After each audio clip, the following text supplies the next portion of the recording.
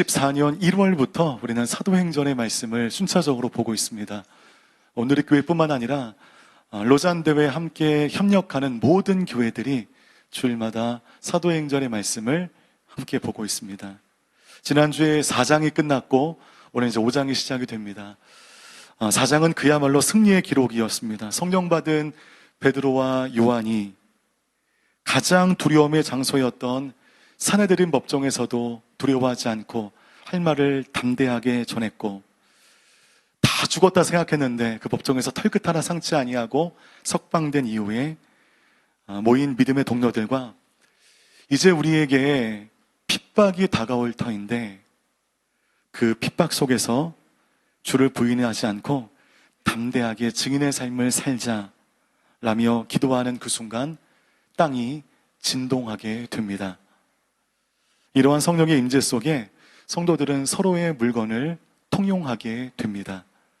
내 것과 네 것의 소유의 경계선이 사라져 버린, 현실에서는 구현하기 힘든 그 하나됨을 이루게 되죠. 이것이 초대교회의 일상이었습니다. 그러나 호사다마라고 했죠.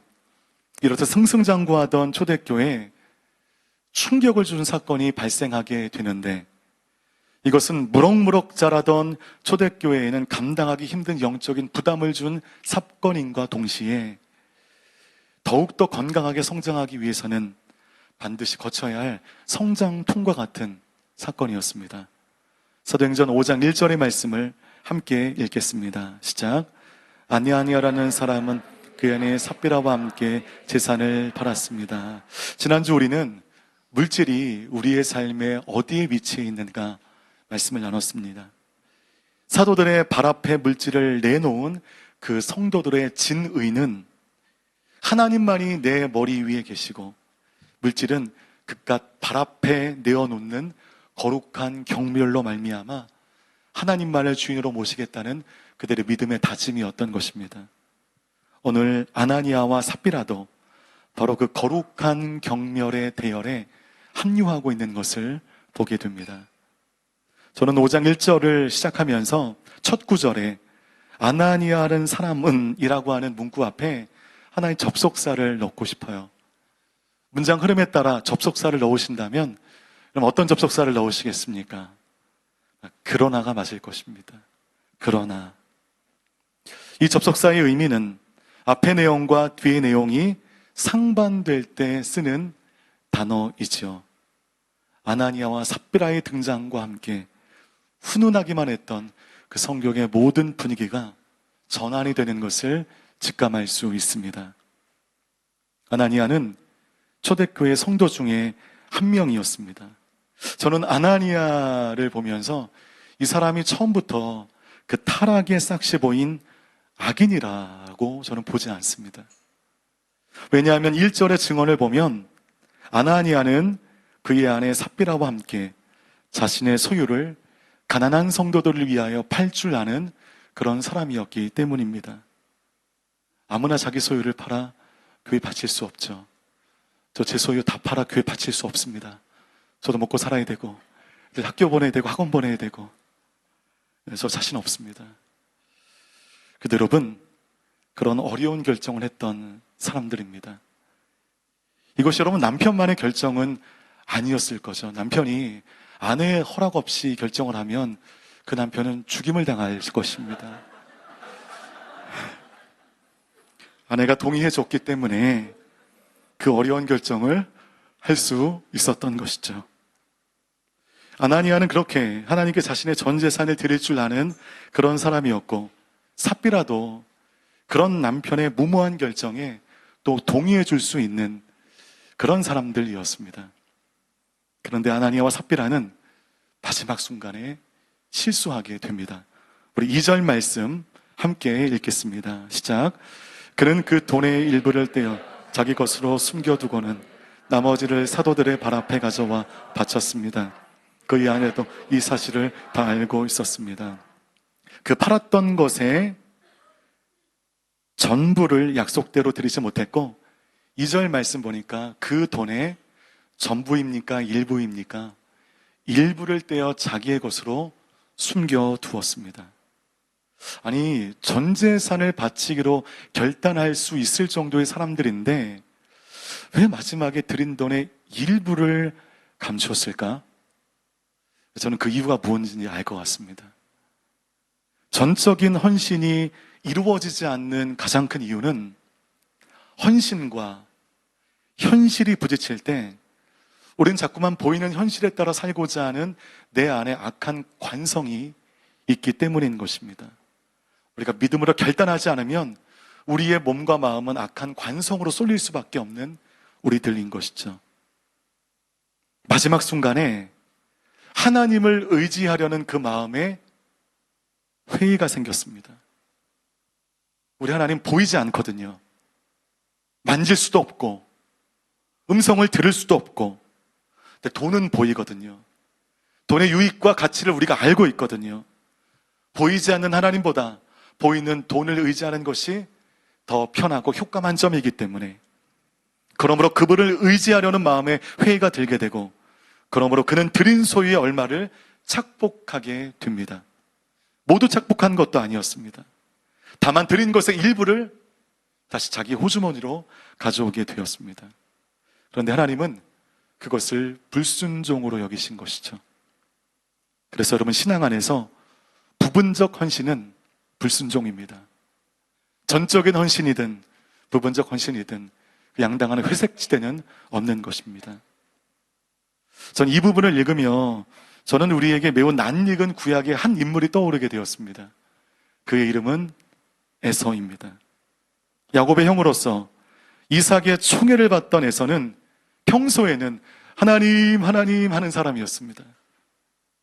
아버지 이삭의 신앙의 유산대로 제사도 법도에 따라 정성껏 드릴 줄 아는 흠잡을 것 없는 신앙의 사람이었습니다.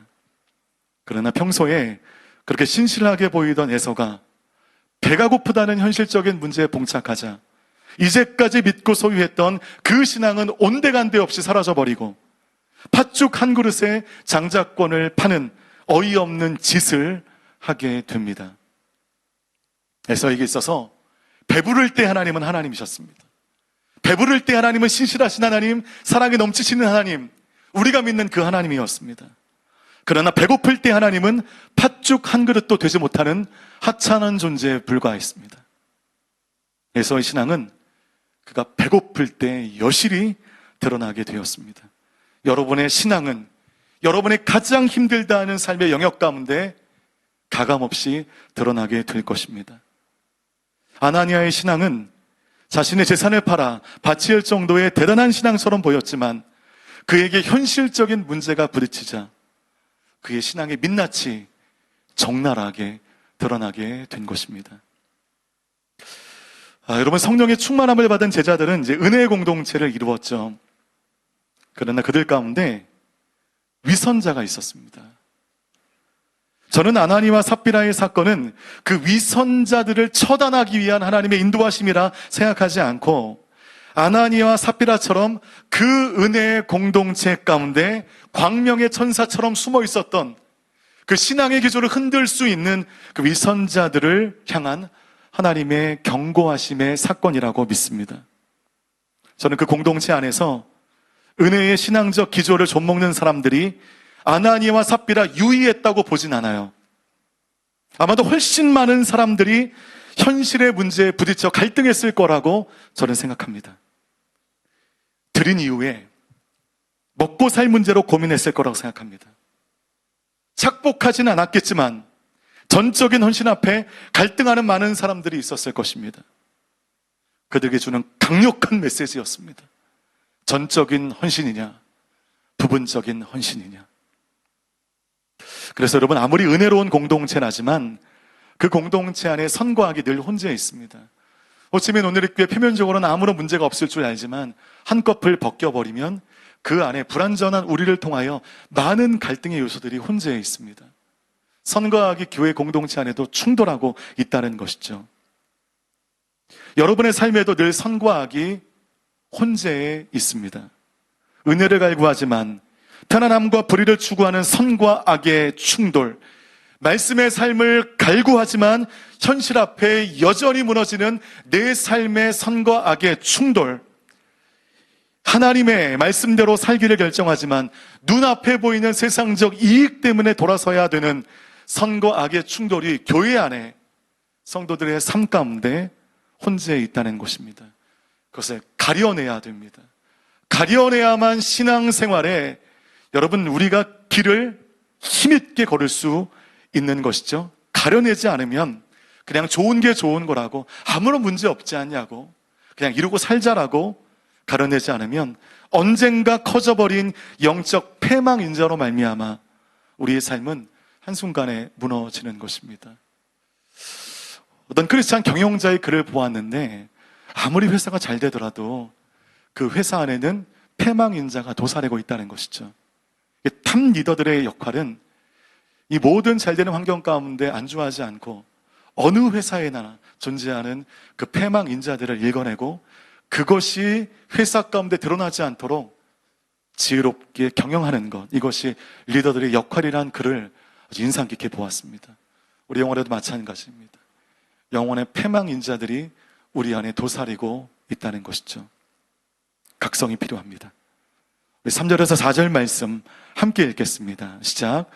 그러자 베드로가 말했습니다. 아나니아야, 어떻게 내가 사탄에게 마음을 빼앗겨 성령을 속이고 땅값으로 받은 돈의 일부를 내 것으로 몰래 숨겨 놓았느냐? 그 땅은 팔기 전에도 내 소유였고 또 팔고 난 뒤에도 내 마음대로 처분할 수 있지 않았느냐? 그런데 왜 이런 일을 마음에 품었느냐? 너는 사람을 속인 것이 아니라 하나님을 속인 것이다. 너는 사람을 속인 것이 아니라 하나님을 속인 것이다. 중요한 내용을 말씀하고 있습니다. 아나니아 불보의 가장 큰 잘못은 들은 재산 중에 얼마간 착복했다는 그 행위에 있는 것이 아니라 그들의 진짜 잘못은 하나님을 속일 수 있다라고 생각하고 하나님을 속였다는 것이죠. 초대교회 교인들이 자신의 재산을 사도들의 발 앞에 내려놓은 것은 누구의 강요나 강압이 아닌 자발적 헌신의 행위였습니다. 때문에 누군가가 그렇게 하지 않는다 해도 그 누구도 탓할 사람이 없었습니다. 재산을 내놓지 못하는 사람이 믿음이 없거나 하나님을 신뢰하지 못하는 사람으로 매도될 수 없습니다. 우리 가운데 재산을 다 바쳤군요. 여러분 일어나 박수하십시다. 박수하고 재산을 내놓지 못하면 믿음이 없는 자입니다. 회개하십시오. 여러분 이렇게 매도할 수 없는 것입니다. 자기 재산을 바친 사람이나 상황 가운데 바치지 못한 사람이나 같은 성도입니다. 헌신의 크기만 다를 뿐인 것이죠. 그들이 전 재산을 바치기로 결정했을지라도 그 이후에 심경의 변화가 있을 수 있고 상황의 변화가 있을 수 있잖아요. 사업이 어려워서 그때 드리기로 결정했던 그 결정을 좀 번복해야 할 그런 일들이 있지 않겠습니까? 그렇다면 그 사실을 물질 위에 물질이신 하나님께 정직하게 고하면 됩니다.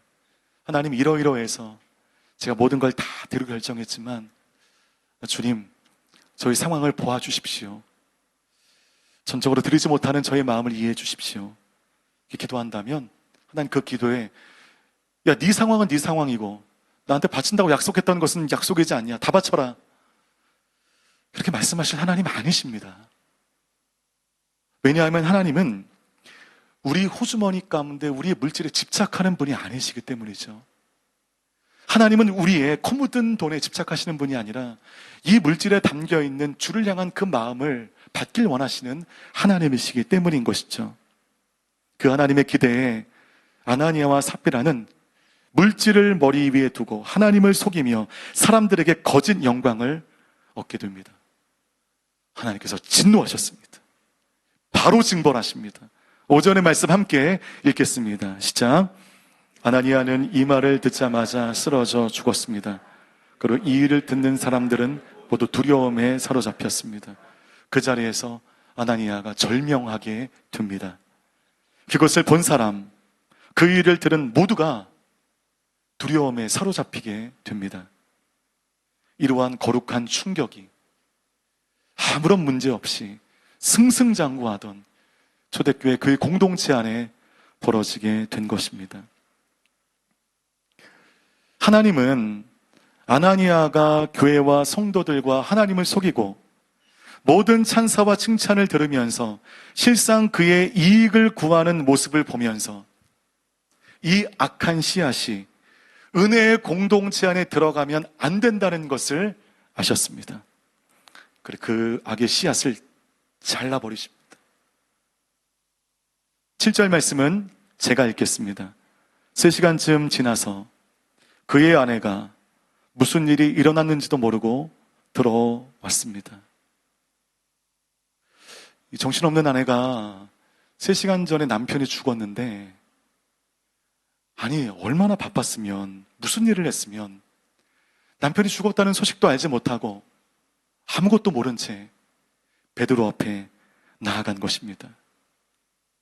3시간 전에 남편에게 있었던 일, 즉 욕망의 눈이 멀어 하나님을 속이고 모든 찬사와 영광을 거짓으로 착복한 자의 끝이 무엇인지를 보여준 남편의 일을 알지 못한 채 그는 베드로 앞에 서게 되었고, 베드로는 시침이 뚝 떼고 이런 질문을 하게 됩니다. 8절 말씀 함께 읽겠습니다. 시작. 베드로가 그녀에게 물었습니다. 말해보아라. 너 아나니아가 땅을 팔아 받은 돈이 이것뿐인가?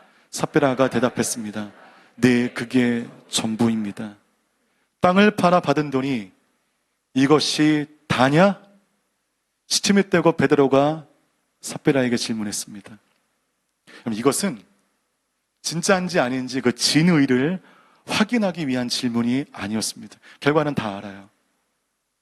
답을 알고 있는 베드로의 이 질문의 의미는 삽비라에게 살 수 있는 마지막 기회를 준 것입니다.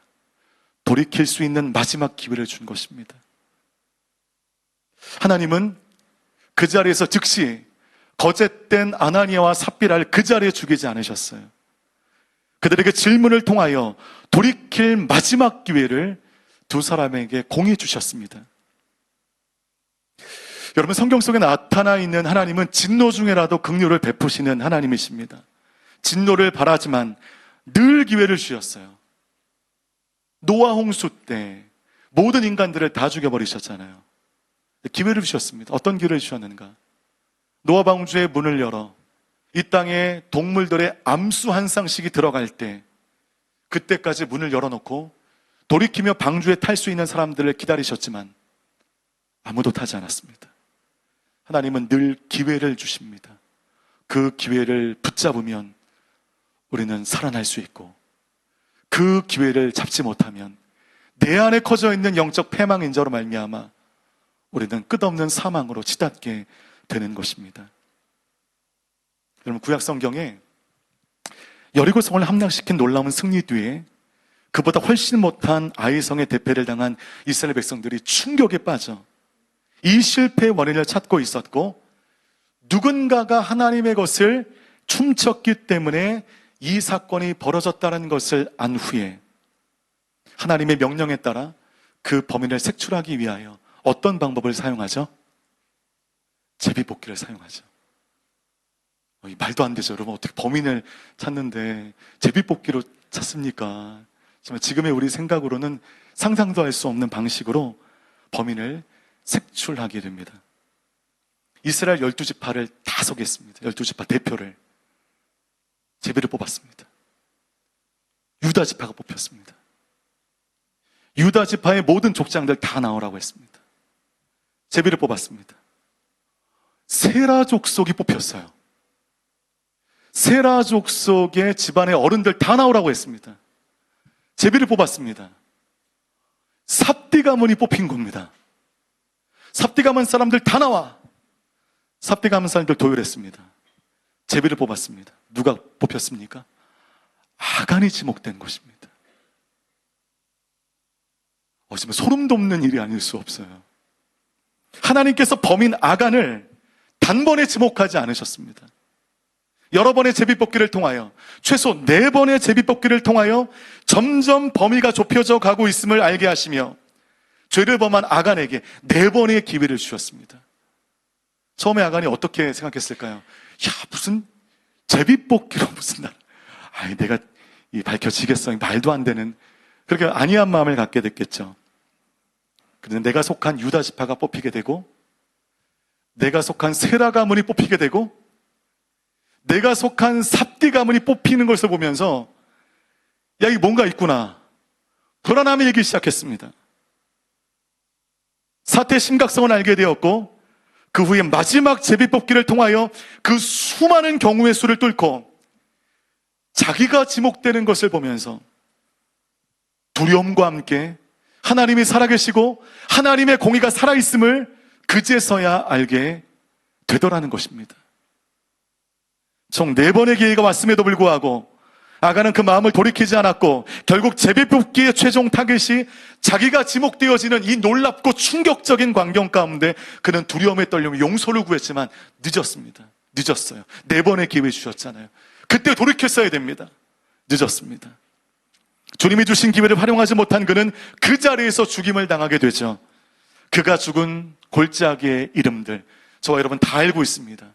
아골골짝 빈들에도, 그 아골골짝, 그 찬양을 부르는 모든 사람들이 아골골짝 하면 죽음의 장소, 고통의 장소, 괴로움의 장소라 여겨지는 그 아골골짝에서 아간이 죽임을 당하게 된 것입니다. 끝까지 돌이키지 않는 삶의 결국은 아골골짜기처럼 죽음과 고통과 괴로움인 것입니다. 하나님, 여러분이 여러 가지 방식으로 기회를 주실 거예요. 어떤 사람의 조언을 통하여, 예배 때 다가오는 거룩한 마음의 부담감으로 여러 가지 방식으로 여러분의 기회를 주실 때 기회를 붙잡으면 우리는 살아납니다. 새로운 전기를 탈 수 있습니다. 수많은 기회를 다 뿌리시고 여러분의 뜻대로, 여러분의 의지대로 유익을 탐하게 된다면 우리는 은혜의 삶을 사는 것 보이지만 우리는 사망으로 치닫는 우리의 삶이 된다는 것이죠. 이 사건이 활활 타오르던 초대교회 역사에 찬물을 끼얹는 충격적 사건이었습니다. 그러나 그 공동체가 정말 능력 있고 은혜로운 공동체가 되기 위해서는 이것이 필요한 사건이었습니다. 보는 것 자체가 두렵고 힘들고 아프지만 분위기에 도취되어서 내 살이 썩어가는 줄도 모르고 점점 죽어가는 것보다 이 환부를 드러낸다는 것이 치욕스럽고 아프더라도 그 환부를 공개하고 극한 고통 속에서 썩은 부분을 도려내는 것이 공동체와 개인의 필요한 이름을 알았기 때문에 그들은 이 모습 그대로 하나님의 다루심을 받게 됩니다. 저는 개인적으로 이 교회를 이끌고 있는 담당 교육자로서 이 사건에 대한 제자들과 사도들의 그 행동이 굉장히 저에게 큰 가르침을 주게 됩니다. 만약 제가 담당하는 이 교회 가운데 불행한 사건이 벌어지게 된다면 저는 그거를 축소하려고 할 것 같아요. 쉬쉬하려고 했을 것 같습니다. 왜냐하면 이거 은혜가 안 되잖아요. 교회 공동체는 무조건 은혜로운 일들만 있어야 되는데 그 공동체에 이런 일이 있었다고 한다면 얼마나 은혜가 떨어지겠습니까? 그래서 이거를 감추고자 했을 것 같아요. 제가 목회적으로 굉장히 중요한 것을 이 구절을 통하여 배우게 되었습니다. 우리 모두가 아파하는 고통의 사건, 힘겨운 사건, 그 사건을 쉬쉬하고 은폐하고 축소하는 것이 능사가 아닙니다. 어쩌면 모두가 아파하는 이 고통의 사건들을 모두에게 오픈하고 우리 모두의 마음을 돌이키고 철저하게 십자가 가운데 회개하고 은혜를 구하며 나아가게 된다면 우리 마음 가운데 역사하는 모든 패망의 인자들이 십자가 가운데 솎아지게 되는 것입니다. 물론 그 순간은 너무 고통스럽겠지만, 그 순간은 그 인정하는 것 자체가 너무 힘겹겠지만, 그러나 이 사건을 은폐하지 아니하고 오픈하여 우리 모두가 십자가 가운데 나아가는 기회로 삼게 된다면 우리 교회는, 우리의 삶은 살아가게 될 줄 믿습니다. 그것을 24절과 12절과 14절이 보여줍니다. 함께 읽겠습니다. 시작. 사도들은 사람들 가운데 많은 기적들과 표적을 일으켰습니다. 그리고 믿는 사람들은 모두 한 마음으로 솔로몬 행각에 모이곤 했습니다. 더욱이 남녀할 것 없이 점점 더 많은 사람들이 주를 믿게 돼 그 수가 늘어났습니다. 여러분, 이런 불행한 사건이 교회 안에 있게 되면 교회의 분위기가 확 떨어져서 모이지도 않고 은혜도 없을 것 같고 열매도 없을 것 같은데 정반대였습니다. 이 사건을 모든 성도들이 아프게 직시하고 오픈하고 함께 회개하고 은혜를 구했을 때 오히려 기적과 표적들이 일어나기 시작했습니다. 많은 사람들이 믿는 사람들에게 가장 두려움의 장소였던 솔로몬 행각에 겁도 없이 모이게 되었습니다. 거기서 말씀을 나누고 기도하는 그리스도의 담대한 증인이 되었습니다. 남녀할 것 없이 점점 더 많은 사람들이 주를 믿게 되었습니다. 실제로 아나니아와 삽비라라고 하는 큰 홍역을 치른 초대교회 공동체는 이 사건을 계기로 더욱 거룩하게 된 것입니다. 순수해지고 하나로 단합하게 되었습니다. 이 사건 이후에 공동체는 기적과 이사를 나타내며 하나님을 경외하게 되었고, 아나니아와 삽비라를 무너뜨리게 했던 거짓 영들이 떠나게 되자 초대교회는 전보다 더 큰 능력을 발휘하게 되는 공동체가 되었습니다. 이 사건을 통해 주를 믿는 많은 사람들이 늘어나게 되었습니다. 여러분, 이 능력이, 이 역사가 우리의 삶 가운데, 우리의 교회 가운데 있게 될 줄로 믿습니다. 이 사건에 대한 누가의 해법, 마지막으로 13절 말씀을 함께 읽겠습니다. 시작. 다른 사람들은 감히 그 모임에 끼어들지 못했습니다. 백성들 사이에는 그들에 대한 칭찬이 잦아 있습니다. 13절 말씀을 유념히 보십시오. 다른 사람들은 감히 그 모임에 끼어들지 못했습니다. 세상적 이익과 세상적 유익을 가지고 스멀스멀 교회 공동체 안에 들어오려는 사람들이 감히 그 공동체에 들어오지 못했습니다. 거룩과 성결로 무장한 그 공동체는 세상과 완전히 분리되었습니다. 세상과 완전히 구분되었습니다. 세상의 거짓과 불의, 이익을 위한 부분적 순종 등과 완전한 분리를 이루게 된 것입니다. 여러분, 이제 다음 주부터 우리가 순예배가 시작이 됩니다. 이 순예배가 다른 사람들은 감히 그 모임에 끼어들지 못하는 거룩과 순결의 공동체가 되기를 주님의 이름으로 축복합니다. 순예배의 이름으로 모이지만 자녀 교육의 정보를 공유하는 시간으로 전락하지 않습니까? 순예배로 모였지만 재테크와 부동산의 기가 막힌 정보를 공유하는 그 시간으로 전락한다면 여러분, 이미 우리 안에 영적 패망인자가 이미 발동하게 된 것입니다.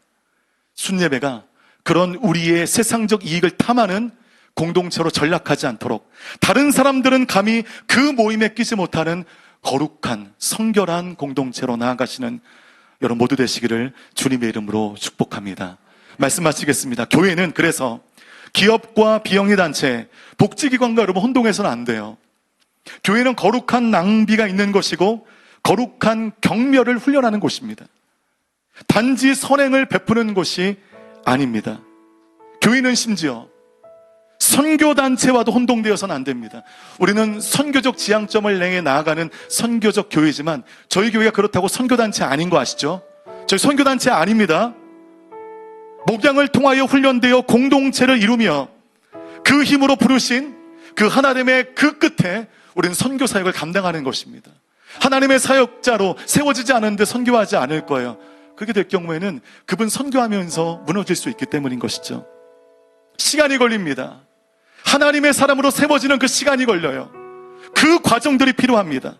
그리고 우리가 하나 된 그 몸과 마음으로 우리에게 맡겨주신 부르심에 헌신하는 것이 호치민 온누리교회인 것입니다. 오해하지 마십시오. 호치민 온누리교회 선교단체 아닙니다. 선교단체를 지향하지도 않습니다. 이렇게 당시 교회는 세상과 분리되어 있습니다. 거룩한 분리, 우리가 지금 시대에 이루어야 할 하늘의 가치인 것입니다. 여러분, 오늘 아나니아 삽비라 사건을 통하여 하나님은 물질주의와 인본주의에 물들어가자는 이 세상과 우리를 향하여 거룩과 성결을 요구하시는 것입니다. 영적 패망인자를 솎아내라 말씀하시는 것입니다. 세상과 분리되는 믿음의 공동체로 나아가시는 호치민 온누리교회 귀한 모든 성도님 되시기를 주님의 이름으로 축복합니다.